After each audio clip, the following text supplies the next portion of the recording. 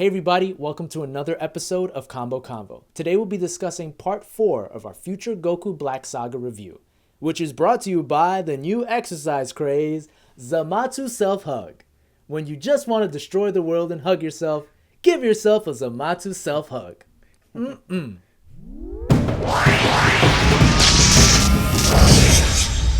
Well, we're at part 4. As always, thank you for following us as we go through this, one of the longest sagas in Dragon Ball Super. And now we're going to be discussing episodes 60 to 62, just because we feel that's a good break before the other big fight that's about to happen. So where we last left off, there might be some theories that are wrong and some theories that are true. And the one theory that was wrong was Beerus thinking that once you eliminate the threat in that timeline, it adjusts to every timeline. And that's not the case. And we kind of knew that going in because Trunks kind of already debunked that theory because he got rid of the androids. Androids are still back in his timeline. So what do you think about that? How they're explaining kind of time travel and alternate dimensions and alternate realities? Well, it's interesting. Like I said, you have the God theory, saying versus Trunks' reality. Yeah. And I think it makes sense because it's like a lot of stuff has happened different for Trunks than it has for everybody in that world. Mm-hmm. Case in point, it's like they fight Majin Buu early on compared to when Trunks fights, and Trunks fights him as an adult. Mm-hmm. Technically, Majin Buu comes around him at that time in their world when he's like 7, and now he's like 27 fighting him and stuff, and his world's just completely different. And it might have just been a ripple effect that maybe had Bobby D not come sooner for whatever reason and stuff, Right. I mean, his world is completely different. It does make sense because it's like, that the fact if you change the past, all you can do is make another reality. And they said that with the time rings. Every time something changes, another time ring appears. And now that confirms it is that those time rings are other realities. They're not the same timeline. And yeah, and you're right. It just makes sense. And I feel like it's a kind of a better way to explain time travel in a sense, because if this was like the Back to the Future or all the time traveling theories where it's like there is a point, but once you make that change, it's a separate timeline. But in the Back to the Future one, every time he kept going back to the past, back to the future, it affected everything. It affected, it became one of the same. His reality just changed and stuff. Where in this, It's every time he comes back, all he did was really stop their world from ever looking like his world. It never changed. The only thing he really got from that whole experience was that he was powerful enough to deal with the threat from his time stream. Yeah. That was it. Yeah. Because when the android saw him again, he was like, no, I'm different, and I'm going to end this right here, right now. He smokes both of them by himself. And then he eventually smokes Cell. He's like, okay, I realize you're around too. Come out here. And he beats him in his first form. Mm-hmm. So his world is just completely different. And it's like he said, like the reason why he came back to the past wasn't for him to go necessarily stop something that happened in the past so that it prevented his future from happening. No, it was actually to bring the people from the past to the future. Out. Yeah. Because the other times he didn't bring Vegeta, Goku, and Gohan. Oh, you're right. To the future. Yeah. He brought them. He wanted to prevent. He just had them prevent it from the past and stuff. Then he realized, wait a second, I need to bring them to the future so they could. Well, not the future. I should say his reality. His future, his present day. Yeah, because he wasn't able to get it done himself, and he figured that these guys would be able to get it done. Yeah. And that's what he ultimately was going to do and stuff, It's a great way. It's a great way to tie all this, all that time travel stuff in. And going back to the other theory that was debunked is because they went to the future and nothing changed. If anything, Goku, Black, and Zamatsu were waiting for them. They came back. This time, Bulma went with them, right? Bulma went. She was like, oh, just in case if things didn't change or whatever, I'll be there. And it didn't change. They were waiting right there for them, and we got couple big reveals. So the first reveal is the fact that Goku Black is actually the Zamatsu that we know from present day.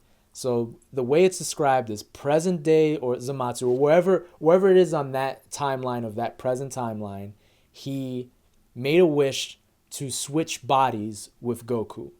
And once he switched bodies with Goku, he killed Goku, and we find out a little later that he also killed Chi-Chi and Goten. But at that time, that's how we have the current Goku Black. Goku Black is actually the body of Goku, but the heart of Zamasu. Which was interesting because I figured he did kind of do something like that, except I thought the version of Goku that he had possessed his body was Future Trunks's. Was Future Trunks, the one where the Goku was clutching his heart and he died from that mysterious heart disease, heart virus. Yeah. You know, that I guess for some reasons only Goku had, but then again maybe the other ones got a medicine for all we know. That's true, yeah.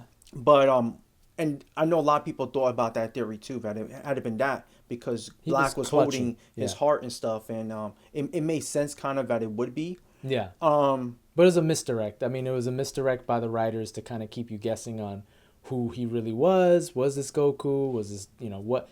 But we found out now that it's pretty much Zamasu. But then the even bigger reveal is how Zamasu met Zamasu. And that whole thing was so crazy because it's like he basically went to figure out like, okay, I need to meet myself because I need somebody else to help me out. And the only person I can trust is myself. And the only person he really likes is himself. He didn't go to this with Zamasu. Actually, what he did was he kills Zamasu. And Zamasu is like shocked by that. He's like, come on, dude. Like, you thought about doing it too yourself, Yeah, I kind kind of did. He's like, look, now you're a Kaio. Look, I'm going to give you this earring. Now you're a Kaio. You've been promoted. And it was such a crazy... It was like, if you are a freaking psychopath, if you are somebody that's just so egotistical, that is like your wet dream. That's like, wait, I get to meet myself and myself helps me. And then I hug... Like, that hug... Everybody was talking about that hug. That was so weird. It's like, the hugging each other. He puts his like head down like that. I'm like... Damn, dude, what the... Oh, God, you really love yourself. You really, really love yourself. It just shows you how crazy and how badass that villain is, that the only person get him like that is himself. That's it. And how different he is, because I remember you brought up that the fact that that's Zamasu, then he used his wish for immortality. Mm-hmm. And the other one wished just for Goku's body. So they both, even though they're the same character, they still have a little difference where he hates Goku so much that he wanted to take Goku's body, where the other Zamasu never even met that Goku. The other Black kind of almost a little bit admires the Saiyans a little bit for their power, their prowess and stuff. Where the other Zamasu, who has immortality, because he was like, listen, you should give yourself an immortal body. And Black was like, I don't need no immortal body. I got power. I got this body. You know what I'm saying? Like this body is good enough. His body's always gonna improve. And then the other Zamasu just kind of looked at him and stuff like, whatever, dude. Like I got the good stuff. You don't know, whatever. But they weren't gonna argue amongst themselves. Yeah. they love each other too much to do that. But yeah, I mean it's crazy on how what you were saying about this villain, how much this villain is so different and so unique that there's two of him.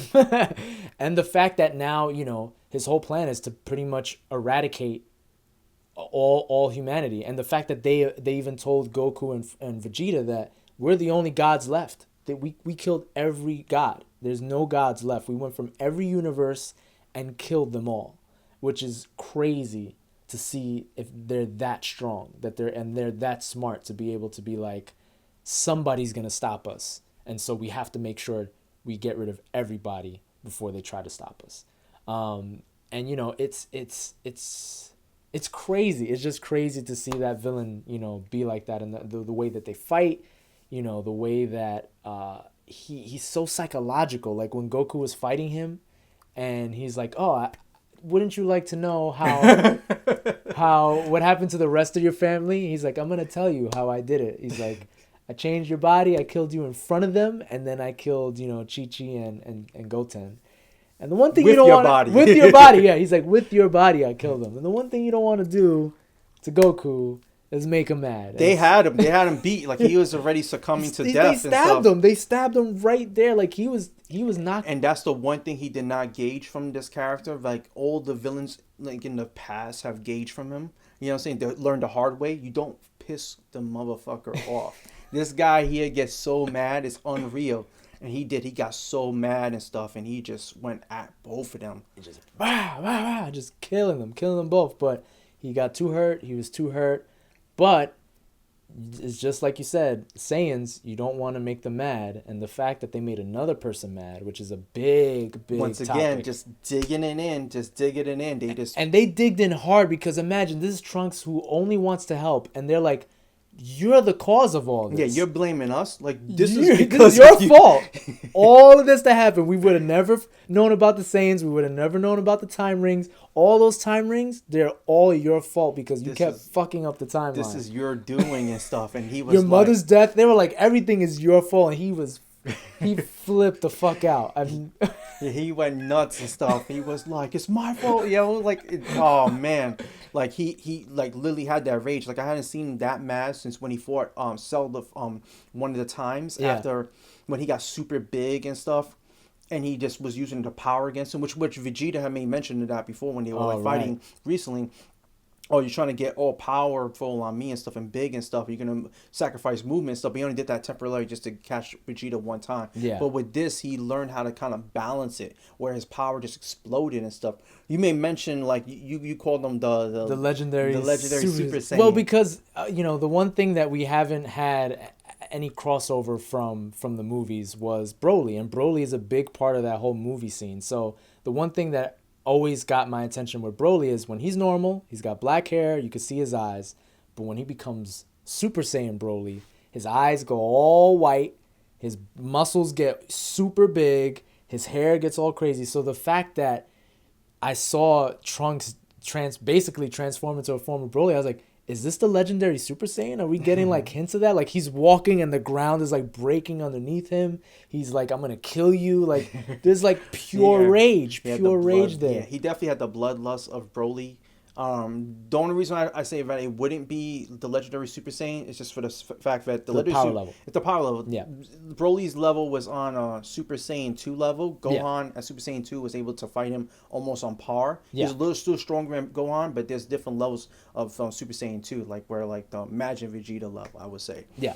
But he was definitely way surpassed that, but he's able to fight. Well, and he had the blue aura. It was like you had the yellow aura and then the blue around him. So which it goes back to like the Rose and then Trunks' level. Like this is what I figured like where that 4 or 5 should have been. Like I felt like the Rose should have been right before the God with the red hair. And this should have been the version before, maybe like Super Saiyan 4, you know what I'm saying? Should have been that before Rose and stuff. Then that's the way I kind of see it, because it's like, okay, the first steps between coming to God, and it seems like he is, but like he's exhibiting the power of a God already. Yeah, like he was fighting both of them. Like he still lost the fight because he wasn't able to maintain that power for a long period of time. He went too far too fast, and his power just went. The same thing. He made the same mistake when he fought Cell, because Cell made mention of that and stuff. He was like, "Oh, you're gonna go ahead and go all powerful now, but how long can you sustain that power?" Yep. And that's how he beat him. He beat him with nutrition and stuff. Like same thing with Golden Frieza. Golden Frieza did his golden form, but he only can maintain that form for such a short period of time before it ran out. Yeah, you have to get used to those forms and stuff, and he's not quite used to it yet. Man, what a transformation! What a moment! It's definitely the fights have just been really crazy and stuff. But yeah, again, it goes back to they lost again. It's one of those things that you're like, all right, now you got Trunks. That's this level of super. No, I mean, they're pretty bad. Goku Black and Zamasu, they're not a pushover. I mean, even Goku was like, let's bug out of here. And Vegeta's like, okay, Trunks. Trunks is like, I'm going to hold him back and stuff. And Bulma is like, you're just going to leave him? And Vegeta's like, we'll come back. We have to go. We need to retreat. We're all going to die right here, right now. They're strong as hell. When they did that combination blow and they both put their hands up and it forms into that big ass ball. Yeah, I mean, because they know how to chain like moves together, because they're the same person. Yeah. Like they're like who else could tag team better than them? Yep. And it's the fights have been so good, but yeah. So they leave, and it's so funny to see Bulma kind of like want to punch Beerus, because it's like Beerus is like, no. That's how it is. God changes everything. She's like, no, it's the same thing. You freaking liar. You don't know what you're talking about. And even Vegeta's like, no, he's still a god. Don't hurt him. Don't hurt him. But yeah, I mean, I think the fact that scared him the most was the fact that Beerus learned that all the gods are dead. And I think he tried to play it off, and we'll see later on. We'll talk about that. But he tried to play it off like he's not concerned. But what he kind of said was, well, that's happening in his future. Right. That's not happening here, and that's not going to happen here because I took care of what was going to happen here now the other day. You know what I'm saying? But I think he's going to start to realize that even though it takes place in that future, all it takes is a time trip away for it to be a part of his reality. I mean, oh yeah, I mean, they all get it there and takes. stuff, like they're done. They're Like, asked out. they're done. There's none could be done and stuff. The only thing he would have to do is to go. As soon as he would arrive, he couldn't engage them in a fight. Yep. He would have to go let Zeno know and stuff. You know that this is what happened. You know. So it's crazy. You know. Yeah, it's one of those things that, you know, you see Vegeta's like, all right, I can't mess around. Fix the time machine. How long is it gonna take? She's like, about a half a day and a half. He's like, going to Spirit of Temple of Time. I'm gonna go train. I think even Piccolo said, he's like, you gonna go to Spirit of Temple of Time? He's like, yeah. I need to train. Yeah, he needs to go out there and really go out there and like get super powerful and stuff. You know.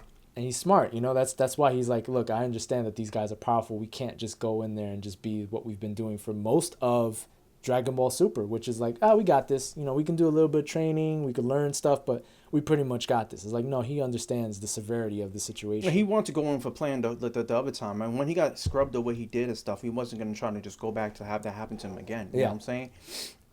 The only thing that saved his ass was Goku and Trunks in that fight. Yeah. But you know, at the end of the day, he needs to get stronger and stuff, and he realized that.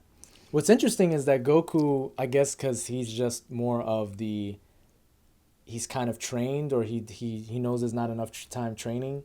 They were like, oh, how are we going to defeat it? And then Piccolo was the one that brought up the Mafuba, which is a throwback. Like, I remember when we were watching it, and I told you, I was like, this is like a legit throwback. Because the last time we saw Mafuba, and he even said it was the Demon King, and that's all the way back to Dragon Ball.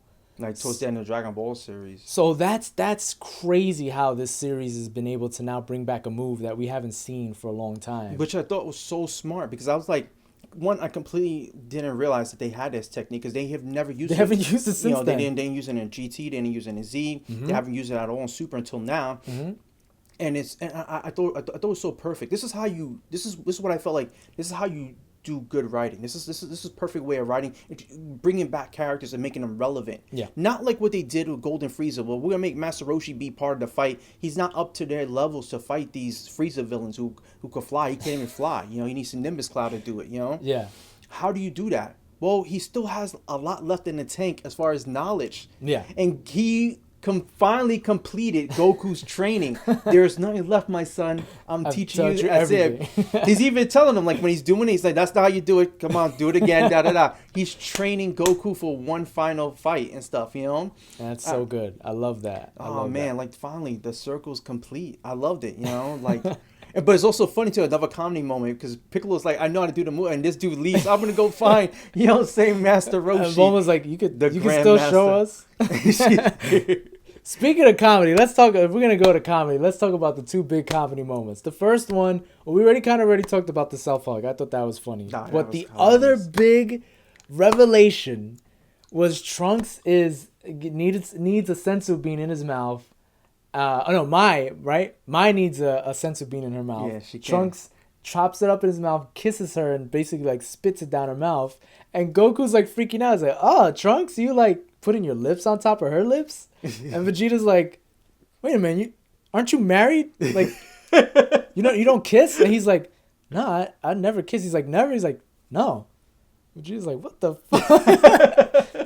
Like, what? What kind of kinky shit? What? He's never been kissed by He's never been kissed. Goku's never been kissed. He has 2 kids, and he's never been kissed. That's so, like... But I was thinking back to that, like, all the Dragon Ball stuff, like, in the Dragon Ball Z stories, like, there was one time during Android Saga, after Goku has, like, he has this minor heart attack, but the pills save him. Yeah.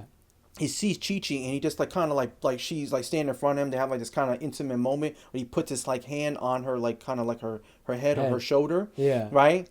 And then Master Roshi's like fumbling with something. And he's just like that, and he starts to look. So I was like, are they suggesting something? Like later on after Gotenks is born, I figured, okay, so they must have like did something right then and there. Yeah. And you never see him kiss her, you know. Not one time do you ever really see him kiss her. Like that was like the most There's like a hug. intimate, Yeah. you know what I'm saying, that they ever been. Like you see her run at him a few times, and like she'll hit him or she'll maybe give him a hug for relief and stuff.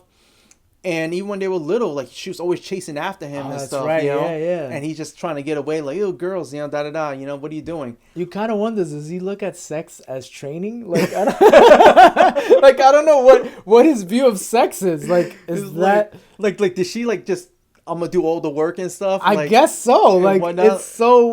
it's so weird. It's like it was such a funny revelation. It's like that adds so many questions to you and Chi-Chi's relationship. Like she literally is the pants wearer when it comes to just anything other than fighting. It's like, you know, She tells him making to get a kids, job. get She a tells job. him to do the work. You know what I'm saying? What to do. She and cooks for whatnot. him. Yeah, it's man, it And had she me just rolling. took. Oh man, I thought that was just hilarious. He's like, how do you not know?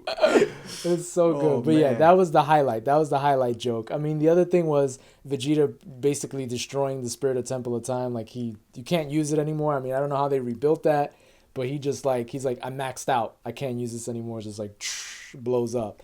And yeah, you know, the whole Piccolo thing.